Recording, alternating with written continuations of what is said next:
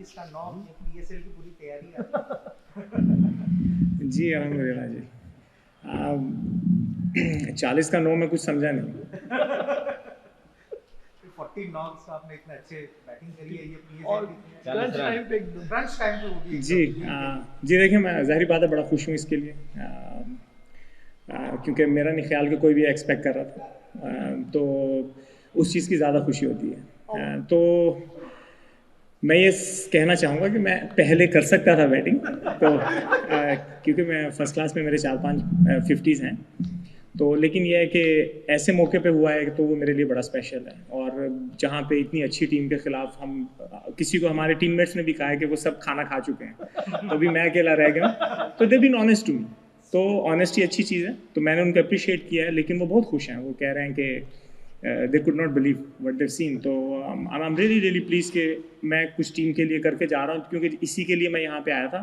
तो अनफॉर्चुनेटली मैं तो यहाँ पे विकेट्स के लिए आया था, लेकिन विकेट इज़ सो गुड, तो it's very difficult to bowl small boundaries. तो I guess because that's why this format based on के लोग चाहते हैं छक्के चौके देखने के लिए, which is good not for me, but I am also happy now I hit couple of them, so you know I give them back few.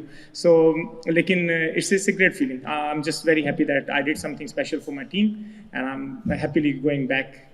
तो आखिरी ओवर जब वेणुगोपाल का मिला तो समझ में आ गया कि अब जो है छक्के मार के जीत सकते हैं। हाँ, मेरा उस वक्त हमने डिसाइड किया था, साइड बॉटम के साथ मैं खेल रहा था, मैंने उसको बोला था कि अगर एक रन होगा हम नहीं लेंगे, मैं कोशिश करूंगा, मैं छक्का मारूंगा, वो लेफ्ट हैंडर है तो वो मैंने कहा फंस ना जाए, तो मेरा ज़्यादा चांस था क्योंकि विकेट पे टर्न नहीं था इतना। तो अल्हम्दुलिल्लाह आई बैक माई सेल्फ और अल्लाह ताला ने मदद की मेरी। एक जो आप विकेट लेने के बाद और स्कोर करने के बाद जो आप बाउंड्री की तरफ भागते हैं, इसका क्या मतलब, ये शुरू से आपका साइन है कि या कुछ अलग है कि जो आप विकेट लेने के बाद फिर बाउंड्री की तरफ भागते हैं? हमारे यहाँ दिल्ली में जब आप आईपीएल में विकेट लेते थे और बाउंड्री की तरफ भागते थे तो लोग कहते थे कि ये लाल किले की तरफ भाग रहे हैं। जी बिल्कुल, मुझे लोगों ने बड़े किले दिखाए हैं, तो ये लाल किला अकेला नहीं है, मैं तो बुर्ज खलीफा से भी हुआ हूँ। तो लेकिन देखें, मैं ये कहना चाहता हूँ कि ये प्योर पैशन है मेरा गेम के लिए। मैं रिस्पेक्ट करता हूँ कि आज मैं जहाँ पे हूँ, I was a very normal cricketer like any other millions and billions in the world. तो I am very fortunate, I am grateful to almighty कि मैंने हार्ड वर्क किया, उसका अल्लाह ताला ने मुझे रिवॉर्ड दिया। तो मैं ये समझता हूँ ये जितनी लाइफ में मेरे चीज़ें सीखी हैं, जब मैं कुछ नहीं था मैं काम करता था दुकान पे, और आज मैं जहाँ पे हूँ तो मैं नेवर फॉरगेट माई रूट्स। तो मैं लोगों को बताना चाहता हूँ कि मैं always wanted to play international cricket जब मैं खेल रहा था, और मैं जिस भी फॉर्मेट में जाता हूँ मैं कोशिश करता हूँ कि उसको वैसे ही खेलूँ जैसे लोग मुझसे एक्सपेक्ट कर रहे हैं। तो भले वो फील्डिंग हो, बॉलिंग हो, मेरी अगर बैटिंग है, मैं 5 रन भी बनाऊंगा तो आई एम हैप्पी, लेकिन एज लॉन्ग एज जो टीम को मुझसे चाहिए वो मैं दे दूंगा। तो मैं ये कहना चाहता हूँ कि I never take things for granted. मैं इधर आया था जिस मकसद के लिए, मैं क्रिकेट खेलने के लिए आया था, I was not on holidays. इतने बड़े लेजेंड्स के साथ खेलने का मौका मिला, इससे बड़ा ऑनर क्या होगा। मैं सारी ज़िंदगी इनको टीवी पे देखता आया हूँ, जो पास्ट के हैं, जो प्रेजेंट के लेजेंड्स हैं। तो it's been a great last 3-4 days. Actually मैंने अभी रिक्वेस्ट किया है कि मुझे सबके साथ पिक्चर लेना है, क्योंकि that used to be my dream. Munna Bhai के साथ क्या हुआ लास्ट ओवर के पहले? नहीं, कुछ नहीं हुआ मुनाफ भाई। मैं वो फील्ड सेट कर रहे थे, तो मैंने बोला बॉलर को, भाई आप बड़ी देर लगा रहे हैं, आप बॉल डाल दें। तो अगर क्योंकि और भी कोई बैट्समैन होता तो वो ये कहता, क्योंकि वो दे टुक very long.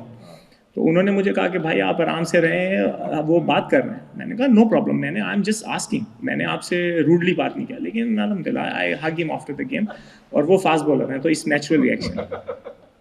And Imran, did you follow the India-South Africa series recently? Of your thoughts on that series?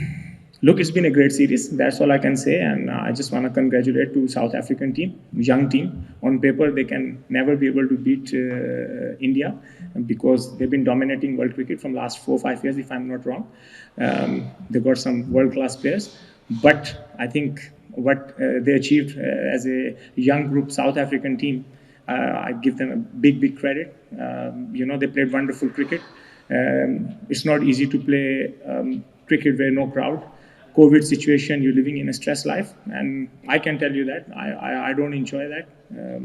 I mean, the way they perform, it's just unbelievable, really. So I'm really, really happy for the boys.